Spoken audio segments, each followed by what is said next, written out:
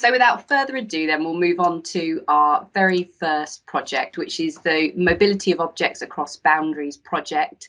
And we've got two speakers here today. We've got Katherine Wilson, who is our very own Associate Professor of Late Medieval European History, as well as the Principal Investigator of the Arts and Humanities Research Council funded project, Mobility of Objects Across Boundaries, 1000 to 1700.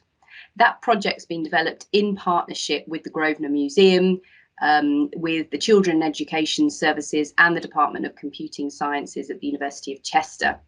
And one of those partners then to speak with us this afternoon is Liz Montgomery, who is the Senior Curator of the Grosvenor Museum in Chester, which is an internationally significant collection that spans from prehistory through to the modern day. So over to you both, thanks. Oh, hi there. I'll unmute myself and I'll go first, and then I'll pass over to Liz to tell us a bit more do a sneak peek about our forthcoming exhibition, and maybe a little teaser about what's going to happen in that. So bear with me. I'm reading from notes on my computer that are a bit hastily scribbled. I'm normally a bit better prepared, but I've just got excuses this time. So basically, this Mobility of Objects project, 1000 through 1700, it's been running now since 2018, and it began in 2018 as an academic network where we brought together lots of different scholars from different disciplines. So historians, art historians, archaeologists, linguists, digital humanists, and museum curators. And for this project, we all came together because we wanted to examine everyday objects from this period, 1000 to 1700.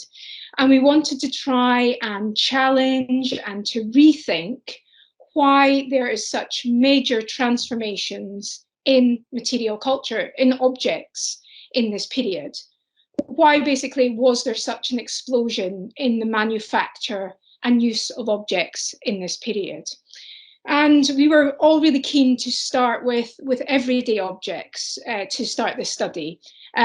Objects that often don't have known historical narratives behind them. So we chose from the amazing selection in the Grosvenor Museum. We thought about, we're thinking about shoes, ceramics, devotional tokens, chests, keys and tiles. Liz can correct. I always forget at least one of the objects.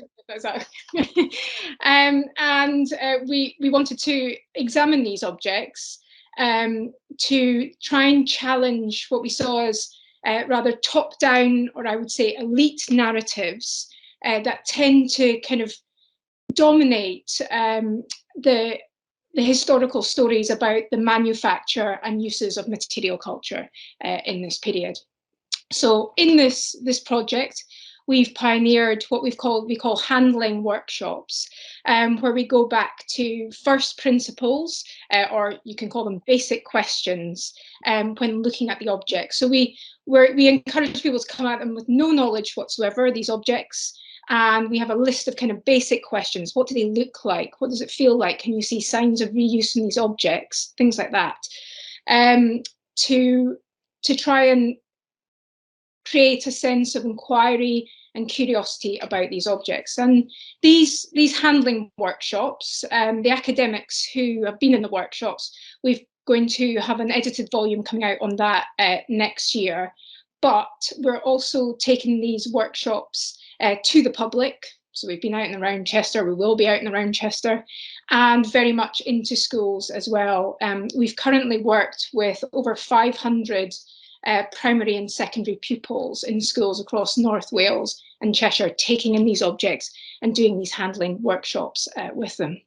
So the big outcomes of MOB, we've got this follow-on funding. So we've got one tranche of funding in 2018, and we've got another tranche of funding called follow-on funding for impact and engagement. And that's running right now until next year. And we're really excited to share with you today some of the things we're going to be doing for this project here. So the first one is our exhibition at the Grosvenor Museum. That's going to open on the 30th of April next year. And then, excitingly, it's going to move to Chester Cathedral on the 22nd of July. And it's going to showcase the objects through virtual reality reconstructions, accompanied by an interactive website that the public can interact with and tell us what they thought about these exhibitions. And hopefully we'll tell a little bit of a story about Chester as a really important international trading port in the period 1700 as well. So Liz, I don't know if you want to give, Liz been working on this exhibition, and I didn't know if you wanted to maybe jump in and give a bit of a sneak peek about what you've been kind of designing for the exhibition. Certainly, I will, yes.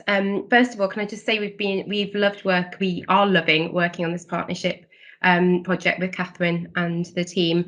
Our medieval collections are one of our they're amazing, but they are quite underused. You can imagine lots of people get in touch with us about Roman artifacts, but we have objects from prehistoric times all the way through until this year, in fact. So we're always trying to find new ways to work with our collections, and this project has been absolutely fantastic for us in doing that. So yeah, the exhibition is a culmination of all of the years of work that have just gone.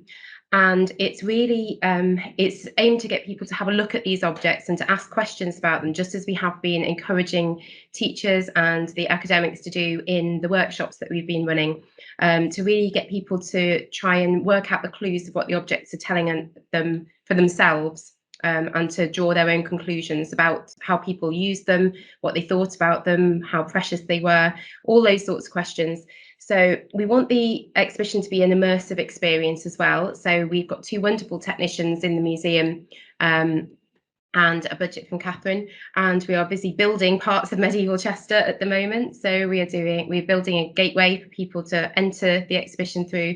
There is a cobbled street and a tiled ecclesiastical floor for St John's Church, so people can experience what it felt like and what it sounded like to walk on those surfaces around the city. There's some amazing virtual reality coming from the university's computer science department and from an external chap called Martin, who's helping us with that. So people are going to be really able to feel what it's like to be inside St John's Church as a pilgrim, or to look out of their window onto the water tower, to all that bustle, and to really draw in these ideas of Chester being a global city, not somewhere on the periphery, but someone really involved in international trade and regional and national events in the medieval period. We will have lots of objects on display, obviously all the objects that we've been working with so far, but also replicas, so people can see what the objects would have looked like, so they can pick them up and feel them, smell them. That's particularly important for things like our leather shoes. So we've got a number of leather shoes that have been preserved from medieval Chester, but they've all been sort of soaked in polyethylene glycol to make sure that they don't degrade any further. So you can't smell the leather so well anymore, but with replicas that are made out of exactly the same material, you can pick them up and smell them and feel them. You can even try them on and walk on our cobbled street if you'd like to. So the idea is that it's people will be wandering around the city, and then we'll have a room set as well where we'll have a massive wall. It will look like a shelving unit inside a house, but it'll be a big wall full of pottery from all over the world that's coming in and out of Chester's port. And then the final part of the exhibition will be all of the work that's been produced with the local school children, about what they think about the objects, about the stories that they have written about the objects, about what the objects told them about themselves. So I'm really looking forward to that bit. I think that will be a highlight of the show. And in the centre as well, we'll have some sort of an interactive pod, so there'll be lots of dressing up, touchy-feely things, and smells of the city. And then I'll just finish off by saying we're absolutely delighted it'll be moving to the cathedral afterwards. I think it's a perfect showcase for our collections and all the brilliant work that we've been doing, and Katherine's been doing as part of the MOB project, to stay in the summer, in the cathedral over the summer. So that's great. Yeah, I think just on what Liz said, so one of the kind of the second outcome of the project is these educational object boxes that we're creating with Liz. So we're hoping to have the teachers in on Monday and Tuesday next week. What we want to do is these handling sessions that we've taken out into schools, we want to make them sustainable for the schools, because we can't go out every time into the schools.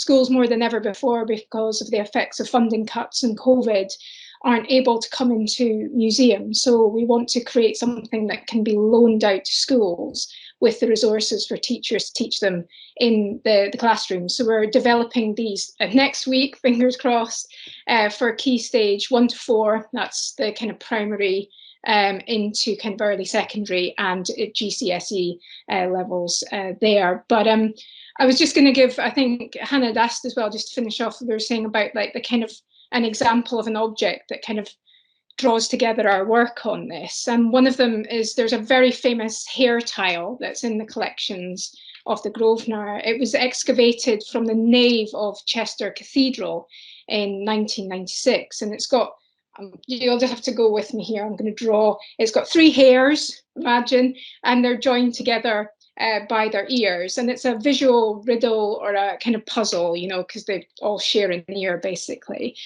It's a really, really significant example of Chester as a kind of global to local, local to global city in the Middle Ages, because the motif of this tile comes from these caves in Dunhuang in China, where there's amazing kind of finds there from the 6th and the 7th centuries. And these motifs, and this particular motif, we know is then travelled. It was found in Mongolia in the 13th century on coins, and then it kind of makes its way into Northern Europe into the 14th century. So here it's a really interesting translation, this mobility of this motif across the globe in the Middle Ages. And it tells us a story about the cultural influences that are wrought by trade, the importance of the Silk Roads in shaping cultures and societies in Western Europe in the Middle Ages. So I hope, but we hope, I'm just so excited about the exhibition, particularly about the shoes on the tiles. So, thank you. Wow, thank you so much, Katherine and Liz. I think we're getting lots of admiring comments in the chat as well. The exhibition sounds really fantastic. Just to sum up, really what everybody's talking about here. I've got questions, but I'm going to open it up to the floor. A question from anybody in the audience. Feel free to raise your hand if that's easier, or you can type it into the chat.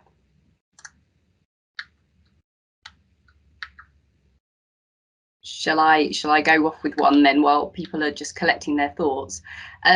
Katherine, that tile that you talked about, of course, that's one that you talked about before. It was at the centre of your film that you made for our global city film project.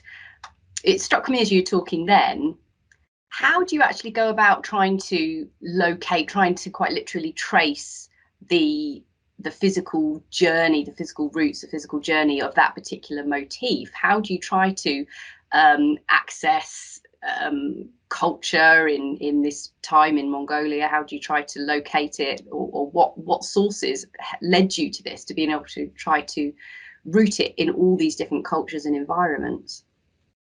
Well, you do that particularly through different kind of finds. So it might be artifacts that have these designs on them.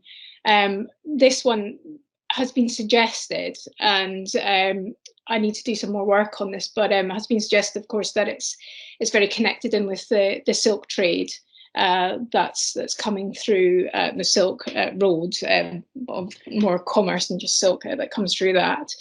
So you can find it through different kind of finds that have this motif on it. So, for example, there's some churches that have it on bosses in the roof. Like I say, so there's surviving coins with it on, but there's also perhaps designs on silks that we have.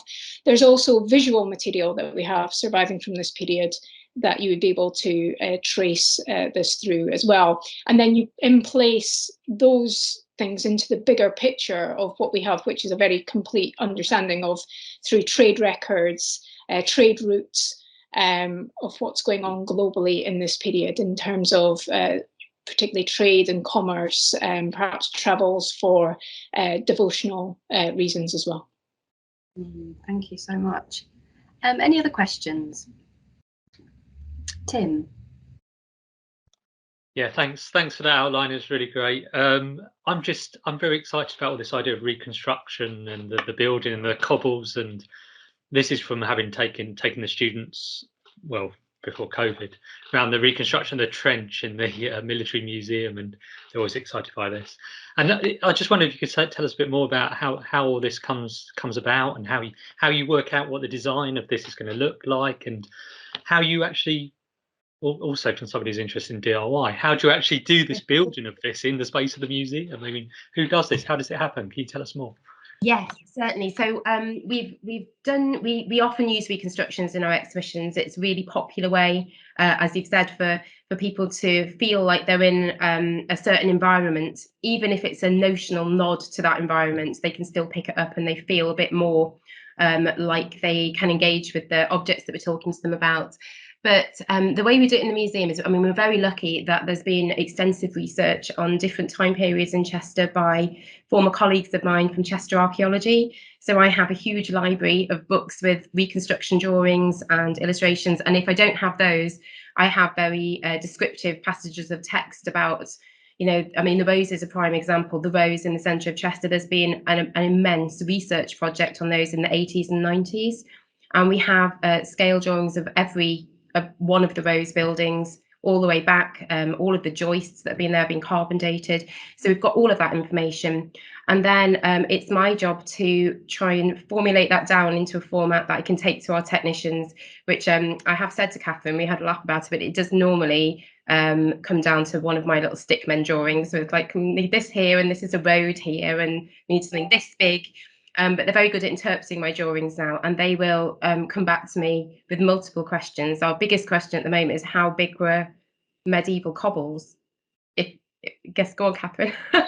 You found this out, so I think I found a reconstruction of medieval cobbles, so I was very excited about this. I know this forum's not for me and Liz to talk about medieval cobbles, but it was one of the questions that came up in our workshops, wasn't it? Like, we were actually like, so what does it feel like when you put on these shoes and walk on these cobbles?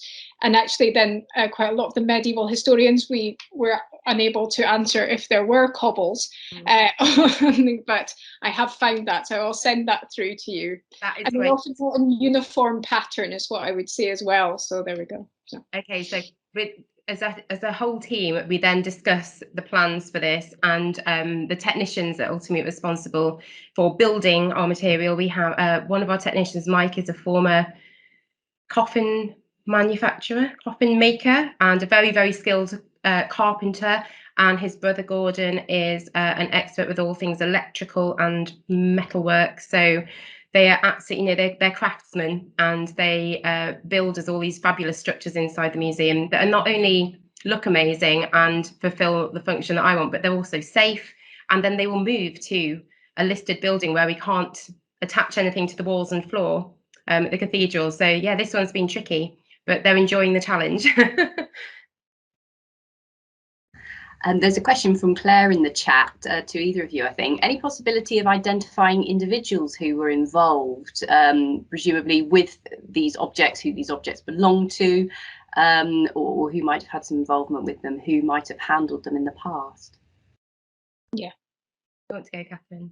Yeah. We talked about this recently, didn't we? We spoke about this.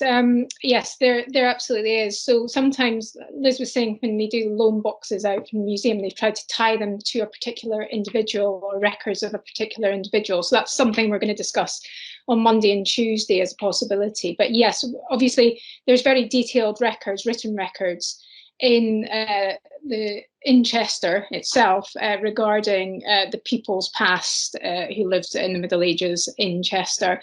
We also we've got an inventory of a merchant from the Middle Ages as well. So sometimes it might not be possible to tie an exact object to an exact individual, but it will be able to give a sense of the kind of the range of peoples that used these objects, or may have had them, for example, in their homes, or indeed use them for trade and things like that. We also have a record in Chester of a female merchant who had a share in ships in Ireland as well. So there's things like that we can draw out for the exhibition too.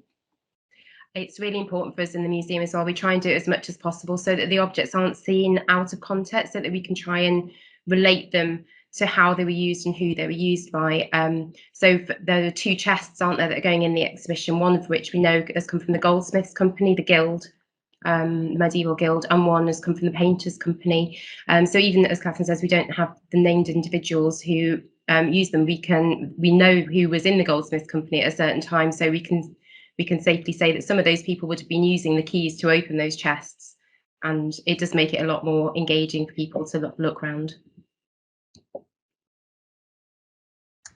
Thank you so much to Katherine and Liz. I think there is one more question that's come in the chat from Pauline. Perhaps you wouldn't mind just answering it in the chat. We'll move on, just try and keep us to time. But thank you so much. That was absolutely fascinating project, and to hear about the exhibition that's going to come out of it as well, and the various different ways in which you're engaging people, young and old, in this, I think is just brilliant. So thank you so much. We'll move on now to our second project, More Than a Shop, Remembering Browns of Chester. And this is being led by Dr. Rebecca Andrew, who's Senior Lecturer in Historic Landscape and Environments here in the department. She's collaborated with external partners on several different projects previously, including the Port Sunlight Village Trust on the Lost Buildings of Port Sunlight project.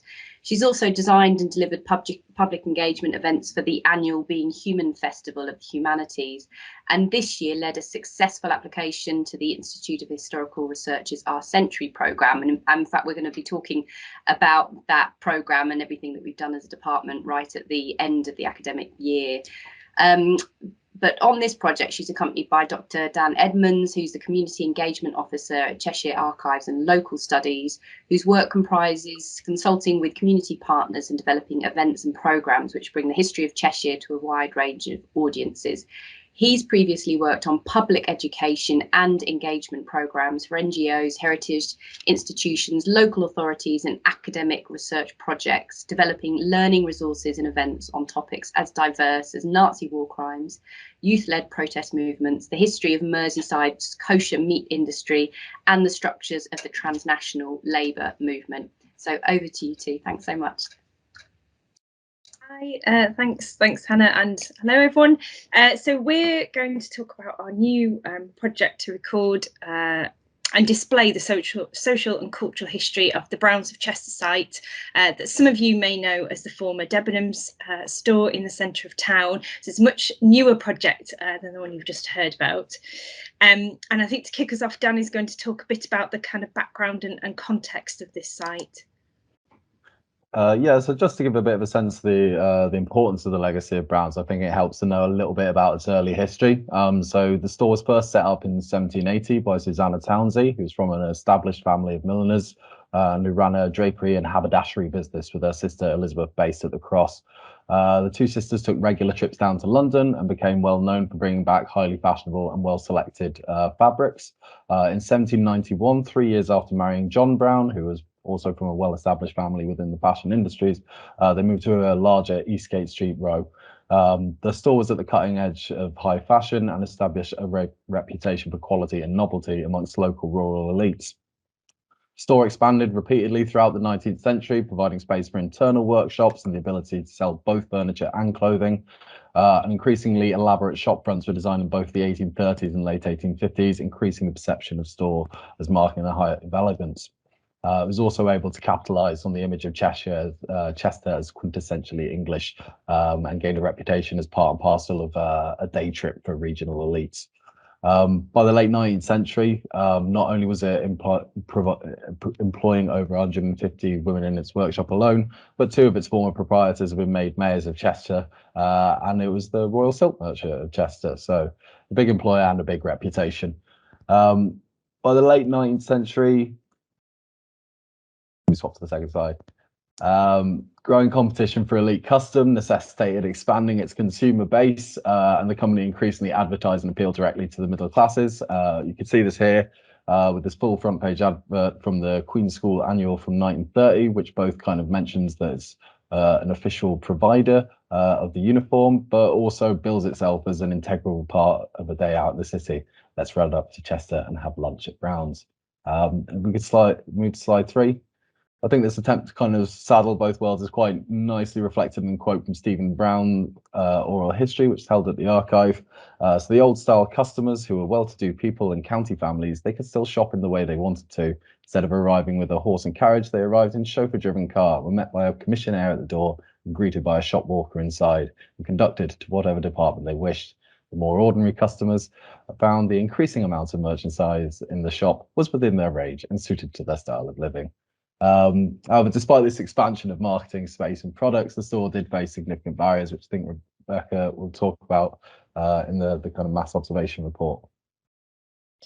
Yeah, thanks, Dan. So Hannah asked us to pull out a particular kind of document or object. So the one for our project that we're going to focus on is a mass observation study on the shop that was published in 1947. And for those of you who might not know, mass observation was the name of a social research body which ran from the mid-1930s into the 1960s, and it was revived again in the 1980s, so it's still going today. And its key aim was to record everyday life in Britain, and to do this they enlisted hundreds of volunteers or observers to help them do this. And this resulted in what we have today, which is a huge archive of material, largely held at the University of Sussex, but also in Bolton, where they did their Worktown study that began in the 1930s as well. Now, the Chester connection comes from a report that they were commissioned to write on the store by its then owners right at the start of the Second World War. And it began life as a piece of market research about the ideas of the status of the shop that were in the minds of the local inhabitants. So the owners of the store wanted to get at what people thought about the shop. But being a mass observation report, it soon branched out far wider into a really significant piece of social history about the shop, the city, the relationship between the two, but also about local politics, about class relationships, and about the history of fashion as well. So it's a really valuable source. And when we began researching into the existing collections in Chester Record Office, they also have the original typescripts where they typed up the results of all of their inquiries, as well as the finished book that they published. So these were really key sources for us as a kind of jumping off point to investigate this store and its modern history. And I've put some quotes on the slide here to give a flavour, but their aim really was to record and explore what people thought and felt about the store. And this is really what connected with the project that we're trying to do at the moment, that this site is more than a shop. It's been an integral part of the city centre landscape for 2 centuries. And you can also see from the quote in that kind of murky brown that I've put it in, the speech bubble there from the quote taken from the book, they're also recording this history at a time of significant change for Chester. And that really mirrored what was going on when we started to think about this project. So in December last year, Debenhams, the company, announced it would be closing the Chester store after more than 240 years of continuous trading on this site. So it's a huge announcement. And I started to notice lots of comments around the impact that this loss would actually have on local people, as a really significant place in people's memory of the city, whether it was coming into Chester to shop for a day, just kind of walking past the shop as the background to their everyday landscape, or actually working there. And as many of you probably know, in May this year, the store closed its doors for good. I went one last time for a look around a few days before it closed finally, and took this rather, what I think is quite a poignant picture on the right hand of the slide. And what struck me between the announcement and the ultimate closure was that there were a multitude of stories about this site which were just going to be lost. This was particularly noticeable online, where lots of these discussions were being had, and people were really eager to share their recollections and experiences anytime there was a mention of the shop.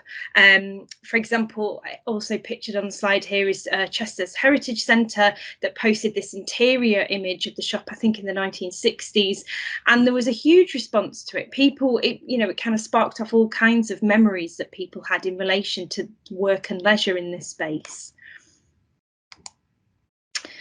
So another thing that struck me when I was looking at all of this kind of online material appearing over those 6 months was seeing the many videos and images that an employee of the store at the time of its closure was posting online. And they were sometimes these videos where she was doing kind of behind the scenes. She went up onto the roof. She was looking at some of the original features kind of behind the fake modern Debenham style ceilings. They were sometimes getting hundreds or even thousands of views. And they were prompting even more online discussion about the loss of this site to the city. And it was particularly moving to watch the outpour of emotion prompted by the closure announcement, as well as the actual reaction when it finally did shut down. And you can see here on the slide as well, there's a video of staff being given a round of applause in the city centre outside of the shop as they left the building for the final time on its day of final closure. And again, we can link this back to the mass observation survey, because when they were writing in the 1940s, they noted that few written records of the life of Browns really existed. And aside from their work, this really remains true today. And thinking about that was another push to really pondering about what could be done to create a permanent record of the shop and its place in the city in the 20th and 21st centuries. So how we ended up collaborating on this project was that I'd recently been working with Dan and other Chester Record Office staff on another project, and I decided to kind of pitch them the idea of trying to record the modern history of the shop and preserve, you know, things like personal memories, objects, documents and images before they were lost. It also felt like there was a national resonance to all of this. You know, as everyone's probably well aware, the city centre high streets across the country are in a real state of flux, not only because of online shopping, but also because of the ongoing pandemic. And this was a moment that was also reflective of other big changes locally in retail spaces, like the closure of the current market building. It's going to be closed next year. So it seemed like a really good moment to capture these changes and people's feelings about them at the time, as well as the memories around these sites. Luckily, they were actually interested, which is why I'm sat here talking to you today. And they also invited Liz, who you've just heard from the Grosvenor Museum, to join us because some of the objects and items from the recently closed store had just been donated to the Grosvenor. So we all kind of came together to think about how we could work up a project to fill this gap. Yeah, so we decided to kind of test the waters with a pop-up display at the History Hub at Chester Market. Liz was able to bring along some fabulous objects from museums, including the top hat worn by the original doorman at Brown's, as well as a dress that was made on site and customized by the mother of the purchaser off site, as she felt it was slightly too revealing. We were also able to bring along some images from the adverts, including adverts from Chester's town guides, which you can see there actually use phrases and kind of images taken directly from the mass observation reports. So the idea that it's more than a shop and that it's got this long reputation and long tradition, which needs to be emphasized, as well as photographs which were taken by members of staff at social events and on the shop floor. We were able to get quite a bit of coverage in the local press. On social media, it proved to be one of the most popular posts that both museums and archive services have done around throughout the year. We got in touch with local bloggers, and the aforementioned former employees project, which is called Browns of Chester 1791, if you want to search it up on Facebook. We're able to push it through networks of former employees as well. We were quite fortuitous in that there was a network of pensioners who had worked at Brown's who had had their first coffee morning since the start of the pandemic 1 week before the event. One of them had brought in a copy of the Chester Standard, so we were able to get into both formal and informal networks of ex-employees, which meant that over half the people who we spoke to on the day had an experience of working there. We built it as a kind of collection appeal as well as a pop-up display to try and gauge whether these different facets would both be appealing to people. So we asked people to contribute their own memories, objects and items to our collections on the day itself. We made sure that there were post-it notes for people to write down recollections, which could be left on various signboards and photos and floor plans. We got together a survey asking people what kind of displays they'd be interested in, and I brought a sign-up sheet so that we could encourage people to submit memories either at future events or digitally. Now, I appreciate enthusiasm can't necessarily be measured in numbers, but we did have about 120 people attend on the day. We had around 35 people do surveys and leave memories, and around 30 people left their contact details. And we had about 5 donations of photos and objects. You just go back that side, yeah, wonderful. And from speaking to people, we found this really wonderful kind of set of contrasting experiences of the physical space and the culture of the store, which I think is quite nicely shown by these post-it notes reflecting on the carpet. For one individual, this was a reflection of an embodiment of absolute elegance, whereas for a former staff member, it was completely mangy and flea-ridden, basically, and they have overwhelming disdain for the memories of that carpet. But we got a really positive response from people on the day, and what we found was that people really enjoyed the opportunity to look through old photographs, have conversations with both us and other attendees about their experiences and memories of the store, and have little impromptu reunions with other former members of staff to share anecdotes and catch up. You go to the third slide. So these surveys that we did and the experience of the pop-up helped shape the next stage of the project, which is a funding bid that we've just submitted to the Art Fund. People repeatedly mentioned enjoying the sociability, and we were frequently told that Browns was the Harrods of the North. So there's this real interest in the sense of grandeur and its kind of origins. And they wanted to see that reflected in future displays. We asked people whether they were kind of interested in online or physical displays, and we found that most people saw a combination of these things. We asked what form of display they'd like, whether they wanted kind of traditional museum exhibition, digital models, video interviews, fabric art. We found very positive responses both for the traditional display and the kind of online offers as well. So with that in mind, we're plan for the new year is to organise a series of memory gathering workshops using the photographic prompts in the Grosvenor Museum. These will be focused on former employees in the main, using similar advertising methods for the pop-up display as well as the contact list that we've developed. We're going to be working alongside Squeaky Pedal, hopefully, who are a crew-based heritage video production company. You can see one of their still from one of their videos at the top there, who have experience of kind of producing short films which combine images, objects, and vox pops. These will be run by archival staff as we want to do more memory gathering projects. This gives us good hands-on experience of that. And also with student volunteers, giving students the opportunities to get hands-on experiences of heritage work and engagement. I think we're also working with the same people as you, Liz, Martin Dexter Images, who'll be developing a 3D digital model of the store from the post-war pre-Debenhams periods to hopefully kind of reflect a little bit of that opulence, which people sought to kind of see reflected. We're going to combine these with a continued online and social media based public appeal for images and objects, which can augment an exhibition which we hope to, which will be displayed at the Grosvenor in due course, and potentially permission pending in Browns itself. That's still a bit on the line. Our hope is that by developing these materials for public display, we will also be able to develop content for researchers and students as well. And I think Rebecca will be able to quickly mention the members of methods of dissemination we discussed. Yeah, just to finish off very quickly, there'll also be a series of public talks around Chester where we kind of disseminate our findings, so watch out for those. And we'll be writing a piece between the project team on the practice of working collaboratively. And there's also an academic journal article rather, not a whole journal. And so all that's really left to say on this whirlwind trip through our Browns of Chester project is thank you for listening. And if you do want to keep in touch and kind of join either the mailing list of people we're currently sending a recent update to, or you just want to follow us online as we tweet about where we're getting up to, please do. And I'm sure you'll see us advertising around town in the next year, kind of things that we have put on and discovered about this all. So thank you very much. And thanks, Dan, as well, for joining us.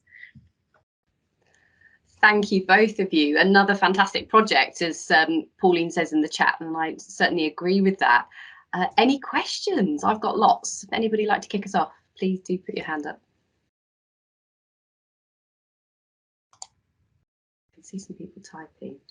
I would like to start. I wondered how you're going to deal with this issue of nostalgia, because of course so much of the engagement I imagine that you have had so far from the wider Chester public, and that perhaps you will get, will be driven by nostalgia. So how do you try and deal with that? I mean, what's a kind of a methodological approach, for example, to get past that and try to get to the history that's behind that somehow? Well, I think you're right in terms of nostalgia, Hannah. I think I'm waiting to see what people say before I decide what my methodological interpretation might be. But you can come back to me at a public talk in the near future and ask.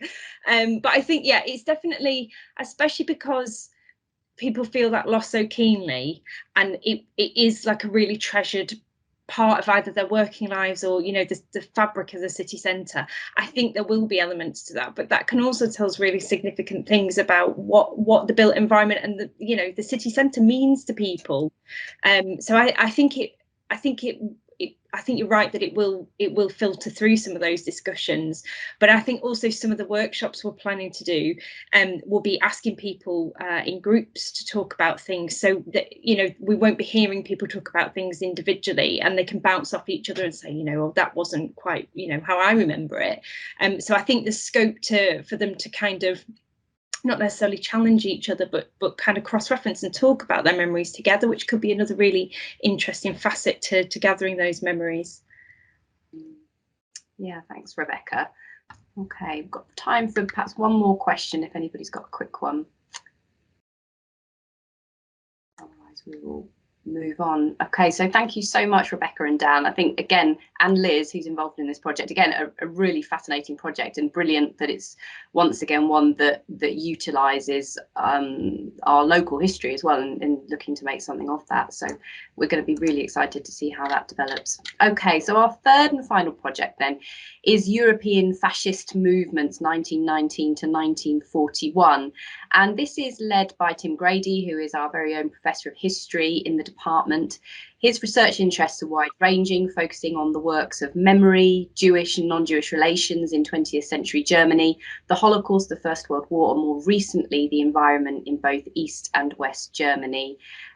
He is the CI on the AHRC-funded European Fascist Movements project, together with Roland Clark at Liverpool, who is the principal investigator. And he's joined here today by Dr Barbara Warnock, who's a specialist of Central European interwar history.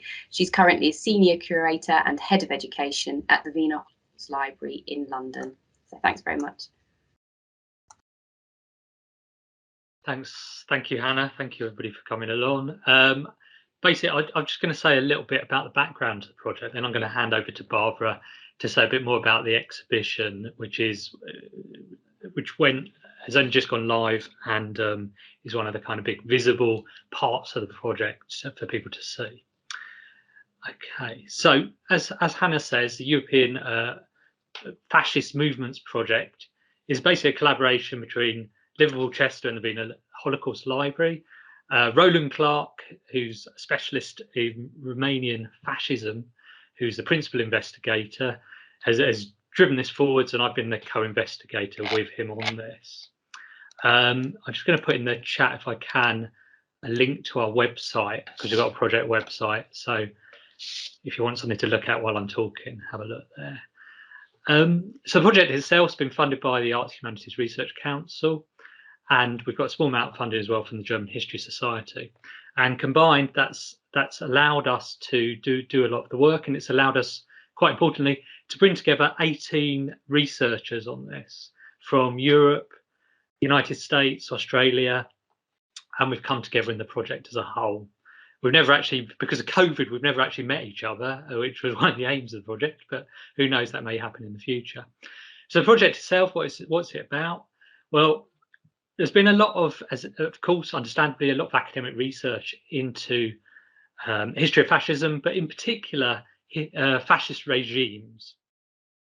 So at the point that these fascist movements actually come to power, that's where a lot of the focus has been. So one of the first things we wanted to do with this project was look at the period before fascist movements come to power. So we're more interested in the kind of more looser movements earlier on, because of course in some cases these movements never indeed do come to power. So it's pre-regime or movements that never reach it to power is where our focus was. That's one big thing.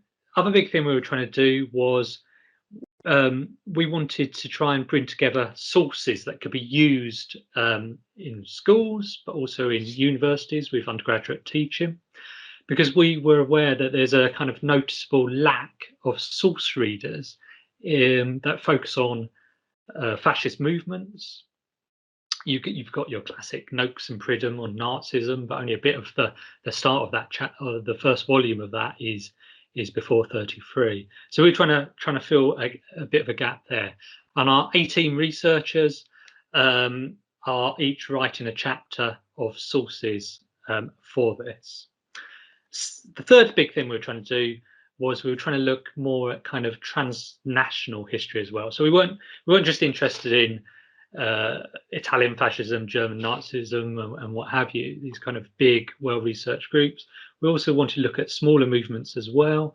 So we've got chapters on Bulgaria and Latvia and Ireland and Britain and so on and so forth.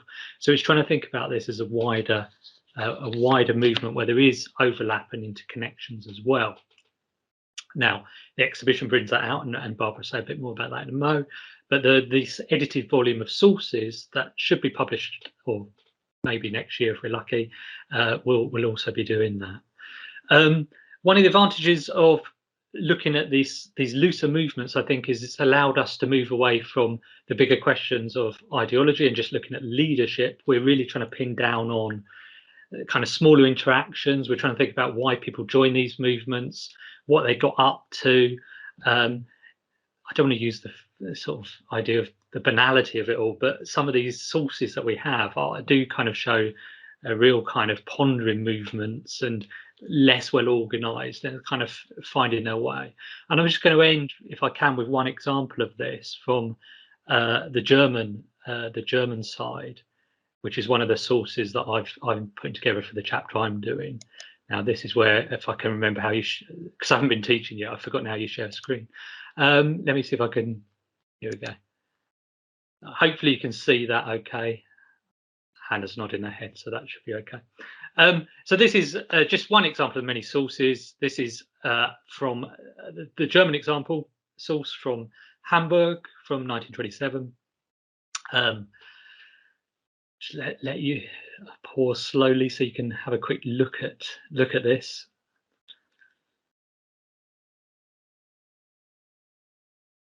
So what we've got is, it's just a few sentences here.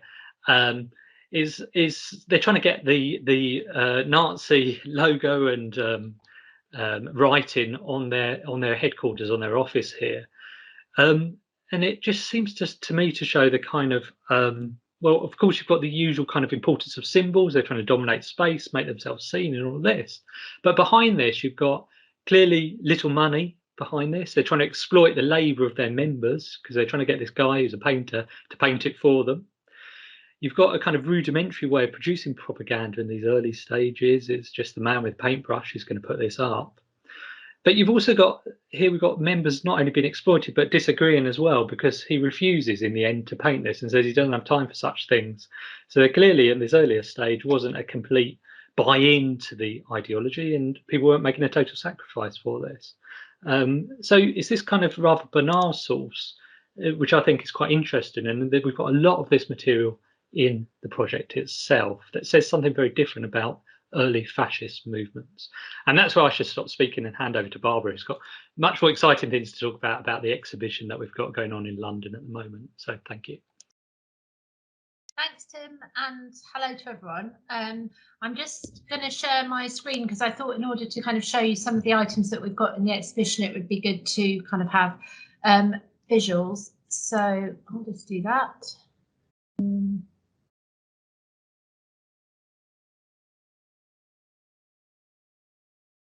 Strange. Oh, perhaps we'll see it. Right, there we go. Can everyone see that? Yeah, that's perfect. I can see that. Okay, great.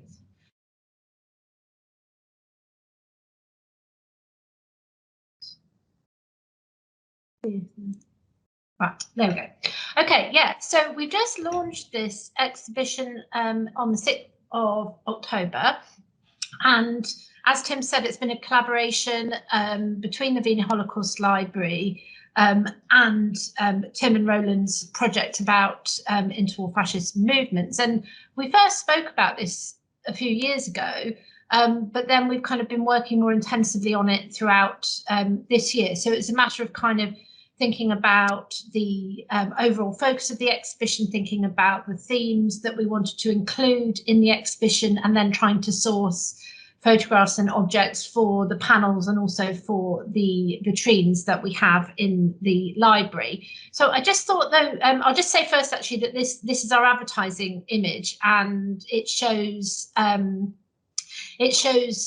Austrian Nazis actually and fascists, and you can see kind of the, Heil salute and the flaming torch and everything like this, and they're actually mainly sort of students outside the university in Vienna. And actually, incidentally, TfL have refused to let us, or Transport for London have refused to let us use this poster in the tube, which we'd like to, but that's a whole other story that we maybe don't have time for. But if anyone wants to know about that, I can tell you. Just really quickly about the library itself, which will give you an idea of why I suppose Tim and Roland approached us. So we're based in central London in Russell Square, and you can see a couple of pictures there of our reading room and our archive store. We're actually about the world's oldest collection of material on the Nazi era and the Holocaust. We were founded by Dr. Alfred Wiener, seen there on the left. And since the 1920s in Germany, he gathered evidence and information about the activities of anti-Semitic groups, of fascist groups, and particularly of the Nazi Party. He relocated to Amsterdam in 1933, continued to monitor the situation in Germany, particularly the situation for the Jewish community there. And then sort of seeing the coming war, he gained permission to move his organisation to London in 1939, where we've remained ever since and continued to gather material about fascism, the Nazi era, the Holocaust, other genocides, and also Jewish refugees to Britain as well. So that's just really briefly a little bit about us. So we've got an exhibition space that we've had since 2011. So these are just a couple of pictures of this current exhibition, just to give you some kind of idea about how it looks and how our exhibition space in general is. And there's me putting some items in a case. So just in terms of the exhibition, we start by kind of setting the scene a bit about the context in which fascism kind of started and then gained a foothold, and then obviously eventually in some countries fascism gained control of the government of the country. So we looked at the post-First World War context. So here you can see Mussolini with a group of Italian fascists, and this is during the March on Rome, part of the sort of process by which Italian fascists kind of eventually gained absolute power. And you can see what's interesting here is the emphasis placed on World War I medals, and Mussolini very much, and the Italian fascists sort of drew support from ex-soldiers. So we start by looking at that kind of context about the disruption after the First World War, politically, economic, socially, about the atmosphere around veterans, and so on. We sort of also look at kind of different fascist groupings in different countries. So as Tim's mentioned, we're not just looking at Germany and Italy, we're looking at various places, but this is in fact some Nazis from 1922, and they're taking part in what they called a German Day. So this is a kind of typical commemorative photograph that we feature a number of in the exhibition, showing a group of fascists. So we have a section sort of exploring a little bit about fascist ideas. So looking at the kind of ideas about hierarchy and leadership that fascists had, but also the kind of racism and anti-Semitism that underpinned fascist movements. So these are actually documents from our own collections. They're all British fascist documents actually relating to, as you can see there, the idea of racial fascism. On the right are some pretty disturbing anti-Semitic postcards that a British fascist organisation distributed. But as Tim's mentioned, you know, we take very much a sort of pan-European look. So it's not just Germans or Italians or even just British fascists, but other groups as well. So we use some photographs from this kind of commemorative album, Struggle and Victory, which was produced to commemorate the activities of Romanian fascists, of whom you see a group on the right-hand side. They're kind of dressed in a peasant uniform, or peasant outfit, I should say.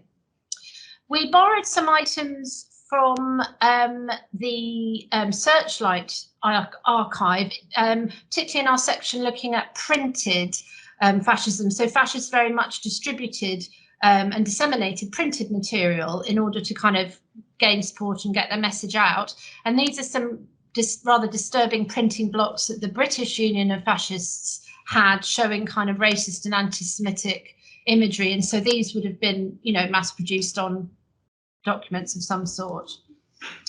In the library's collections, we've got printed material from British fascists, German fascists, and Italian fascists as well in particular. So this was a journal produced by the Italian fascist movement, and these particular editions are from the 20s. So it's kind of post the fascists being established in Italy, but this journal predated that.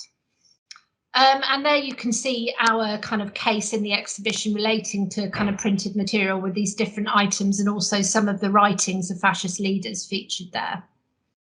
The exhibition also looks at how fascists kind of rallied support and also perhaps encouraged camaraderie amongst members through the use of kind of uniforms and mass rallies. So there's one from Nazi Germany on the left, a poster that we've got in the collection on the right to do with a fascist rally at which Oswald Mosley was speaking. There's a little section about fascists using music to, again, promote this sort of sense of camaraderie. So on the left, some fascist sheet music from Romania. In our collections, we also had this fascist sheet music from Britain with this rather disturbing use of a swastika there. And it's a kind of sort of somewhat ludicrous pseudo-patriotic song produced by the Imperial Fascist League. Another section of the exhibition looks at how, I suppose, fascists promoted the idea of fitness and health and a strong kind of body in very much a kind of masculine or context, I suppose. So they promoted the idea of traditional masculinity. You can see on the right a British fascist journal, Action, talking about the return of manhood with this sort of athlete in the middle, and various other things, military pictures, gymnasts, and so on.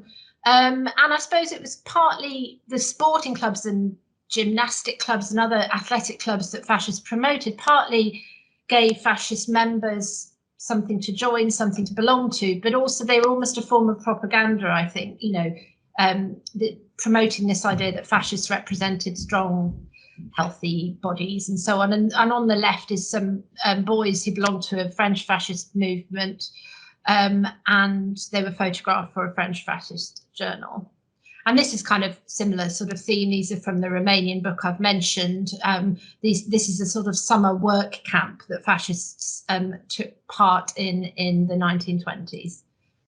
We've also got a section exploring female fascists, and you can see there on the left a British female fascist member of the British Union of Fascists. On the right, a French lawyer who was involved in French fascism, and you know, she was kind of a career woman, I suppose you might say, but interestingly enough, involved in fascist movements, because often the involvement of women in some senses might seem a bit contradictory, as often fascist movements somewhat excluded women from positions of power, didn't, you know, encourage traditional roles for women, and yet some women did get involved, even though, you know, the majority of members were men. Some women did get involved, and including got involved in a campaigning kind of role. For many members of fascist movements, I think there was an appeal to participating in violence, and we've got quite a bit about that in the exhibition. So on the top left, we've got a photograph showing some destruction in Vienna University directed against a Jewish professor. The the group on the right want you to feel sorry for them because they've been roughed up by the police, but it's kind of almost a badge of honor for them that, you know, they've suffered these injuries for the cause. So martyrdom was something they liked. The picture below is a sort of representation years later by some Romanian fascists of the kind of anti-communist violence they got involved in. And in many fascist movements were very anti-Semitic, and so they targeted their violence very often at Jews and Jewish communities. And in our own archive, we had these two letters on the bottom right to do with attacks by British fascists on Jews in the 1930s in the East End of London. We also look at how fascist movements manipulated, you know, they were kind of anti-democratic, but they manipulated democracy and elections in order to try and gain power. And our collections are particularly strong in terms of the way the Nazi movement did this in Germany. So we features in the exhibition various election posters of different types, some of them targeted at women actually, but Nazi election posters. And the one on the left points to this connection with World War I again. It essentially says something along the lines of that, you know, if you don't vote Nazi, then the kind of victims of World War I, by which it means soldiers, you know, will have kind of died in vain. We also have a section, as Tim mentioned, that the exhibition tries to sort of look at the transnational connections between different fascist movements. So we feature this photograph of some fascists from abroad visiting Spain during the Spanish Civil War. And the Spanish Civil War was very much a kind of rallying point for fascists across Europe, where different fascist movements, even though they were kind of nationalist, came together to support the cause. And the exhibition finishes by making the point that all of this had dreadful consequences. So it looks at how ultimately European fascists unified during the war in order to enact a fascist program. So this is the kind of final panel of the exhibition here, and we finish just with a focus on some of the victims of fascism. So from our own collections comes this photograph of Alfred Josephs at the top and his brother-in-law on holiday in the 1920s in Germany, and other documents we have in the collection show that Alfred Josephs tried to escape he was a German Jew, and he tried to escape the Nazis by going to Amsterdam in the 30s. That wasn't far enough, unfortunately, and ultimately he ended up during the war arrested, deported to Westerbork camp, and then murdered in Auschwitz. So we kind of wanted to end the exhibition making this point about victims. So yeah, that's just a kind of whistle-stop tour of the exhibition. So it's on till February, so if you can make it down, that would be great. Thanks, Barbara. Thanks for outlining the exhibition and giving everybody a really good overview of it there. Hannah, I think Hannah seemed to have dropped out somewhere, but maybe she's about to drop back in. I don't know, but as she's chairing it, that's unfortunate. Yeah, I'd also like to just end Barbara's talk there by saying that it's been a really brilliant working with the Wiener Holocaust Library on this. Particularly, I suppose, having the exhibition in London allows us to reach a much wider audience than perhaps we would have otherwise. And recently, or this week actually, the exhibition's been taken up by The Guardian and the Scottish national newspapers as well that have reviewed it. So it's been really good. At this point, I suppose, as Hannah's not here, do we have any questions?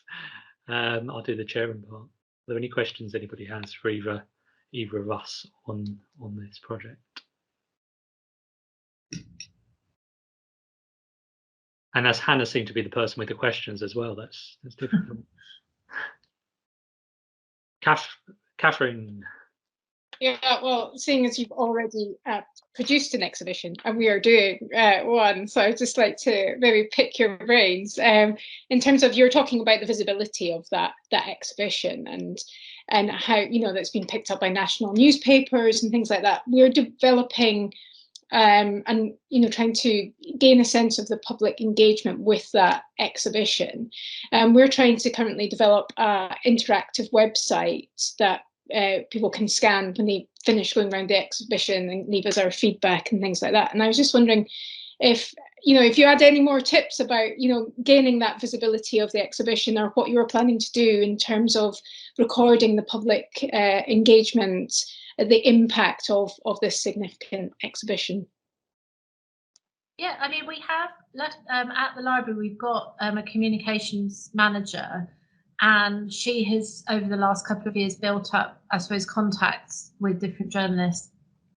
And, so she puts together a press release and then emails people and tries to interest them. And I think this time round, she tried to interest journalists in different aspects, and depending on what maybe their interests were. So it's partly kind of targeting journalists and then following up with them, and that kind of thing. One thing we found in the past, actually, we're going to do late this time round, but we're going to make a little 3-minute film about the exhibition, but not till November. But I think in an ideal world, we probably would have done that before we launched, because then you can send that to journalists and say, oh, look, here's this film. So that can work quite well, I think, to and then also those films tend to get thousands of views on YouTube and so on, so they're quite good. In terms of feedback, we're going to have a visitor book for comments, and also sort of survey the odd visitor about things. We also will gather any comments that appear on social media and so on. So we're going to have, and also monitor numbers of visitors. So yeah, I don't know if there's anything else, Tim, that you're thinking of doing.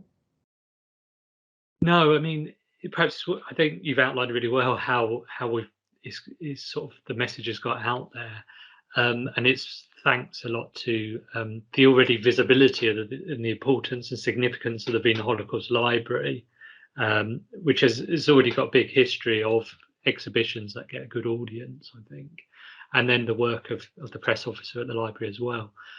There is, and Barbara's organised a lot of this, there's a series of events going alongside the exhibition.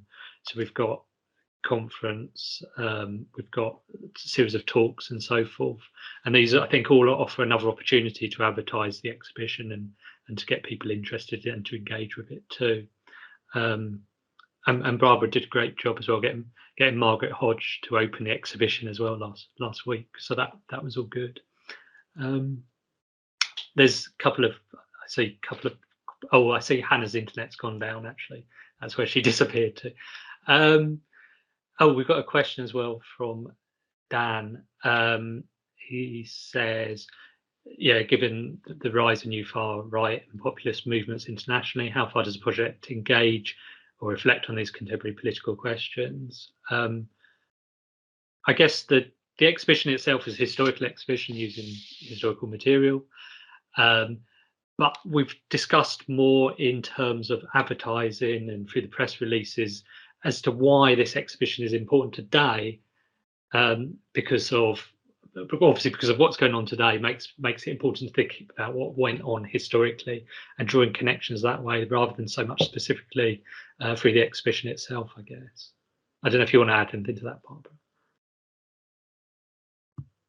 Yeah, I think through the events, some of the events anyway, that we're planning, a conference that we're planning in January, which is more focused on the situation today, and the angle that we took with some of the press who've approached us, that's how we've kind of dealt with it. So we definitely want visitors to think about the current situation and any possible parallels. And I have to say that that's the line that journalists seem to like the most.